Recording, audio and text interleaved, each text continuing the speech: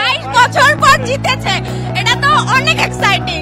ঈদ মুবারক, ঈদ মুবারক, অনেক ঈদের চেয়েও বেশি আনন্দ। সাবাস বাংলাদেশ, সাবাস। এশিয়ান কাপ বাছাই পর্বে ভারতের বিরুদ্ধে দারুণ জয় উদযাপন করেছে বাংলাদেশ ফুটবল দল। এই জয়ের মাঠেই আসে বড় সুখবর। ফুটবল দলের জন্য 2 কোটি টাকা পুরস্কার ঘোষণা করেছেন যুব ও ক্রীড়া উপদেষ্টা আসিফ মাহমুদ সজীব ভুঁইয়া। জাতীয় স্টেডিয়ামে বুধবারের ম্যাচটি শুরু থেকে শেষ পর্যন্ত উপভোগ করেন তিনি।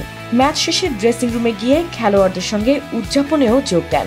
সেখানেই জাতীয় দলের জন্য উল্লেখযোগ্য এই পুরস্কার ঘোষণা করেন তিনি। জাতীয় দলের টিম ম্যানেজার আমির খান বলেন, উপদেষ্টার ঘোষণায় ফুটবলাররা আরও অনুপ্রাণিত হয়েছেন। জয়ী দলের খেলোয়াড়দের জন্য এটি বাড়তি শক্তি যোগাবে বলে মনে করছেন টিম কর্মকর্তারা। এর আগে নারী ফুটবল দলকেও 1.5 কোটি টাকা পুরস্কার দেন ক্রীড়া উপদেষ্টা।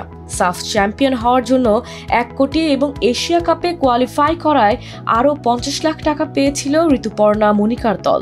এবার পুরস্কারের সেই ধারাবাহিকতা ছেলেদের জাতীয় দলেও পৌঁছালো ভারতের বিপক্ষে জয়ের পরেই। গতকাল রাতে ভারতের বিপক্ষে 1-0 গোলের জয়ে সফলভাবে এশিয়ান কাপ বাছাই অভিযান শুরু করেছে বাংলাদেশ। এটি এবছর কোনো আন্তর্জাতিক টুর্নামেন্টে বাংলাদেশের প্রথম জয়।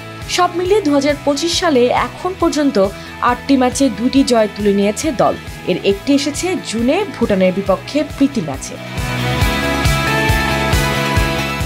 ভারত বিরোধী গুরুত্বপূর্ণ এই জয়কে ঘিরে দেশের ক্রীড়া অঙ্গনে উচ্ছ্বাস বেড়েছে, আর উপদেষ্টার ঘোষিত পুরস্কার আরও বাড়িয়ে দিয়েছে খেলোয়াড়দের উৎসাহ।